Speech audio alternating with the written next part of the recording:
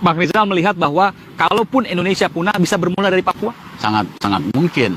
Bagaimana logikanya? Aiman, kalau ada ketidakpuasan wilayah seperti ini, akhirnya Indonesia bisa pecah.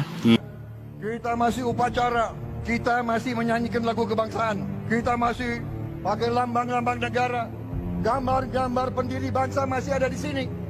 Tetapi di negara lain, mereka sudah bikin kajian-kajian di mana Republik Indonesia sudah dinyatakan tidak ada lagi tahun 2030. Boom! Mereka ramalkan kita ini bubar. Lalu apa pandangan Anda terhadap kondisi yang ada sekarang ini? Ya, saya kira kita ini sampai pada tahapan di mana agak kritis ya. Apa itu? Saya Mas, ini sudah sampai pada kesimpulan ya bahwa Papua itu a matter of time akan lepas. Apa yang dia lakukan? Dia menyerahkan proposal referendum di Papua untuk Amerika. Itu kira-kira bulan Agustus. Bulan September ada konferensi di Melbourne, Australia. Seorang tokohnya referendum Timor Timur, Damien Kingsbury, mengatakan saya sudah mendapat proposalnya Pak Jokowi tentang referendum di Papua. Artinya apa? Sama seperti Timor Timur, begitu ada referendum, begitu Papua hilang. Problem pelanggaran HAM dan seterusnya. Nah, masalah-masalah itu kan sampai sekarang tadi kita mendengarkan juga nggak sepenuhnya bisa tuntas selesai hari ini. Kalau ini nggak selesai, ini seperti batu kerikil nih kita. Nanti melangkah ke depan terus aja gitu ya. Jadi ini harus ada solusi untuk masalah pelanggaran HAM.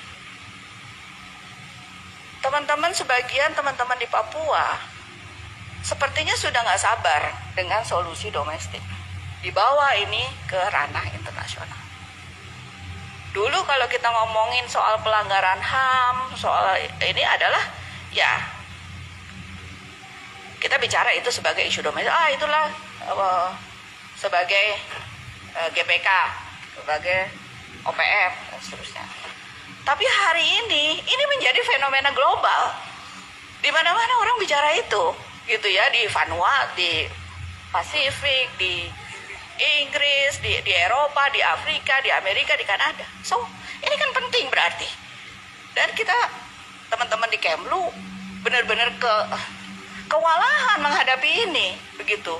Dan ini pemainnya adalah pemain baru yang dengan cara-cara diplomasi yang baru menggunakan logika demokrasi, pakai seperti kita ngomong, seperti narasi kita, narasi demokrasi dan human rights dibawakan di fora-fora internasional, masuk ke semua institusi tadi, gitu ya.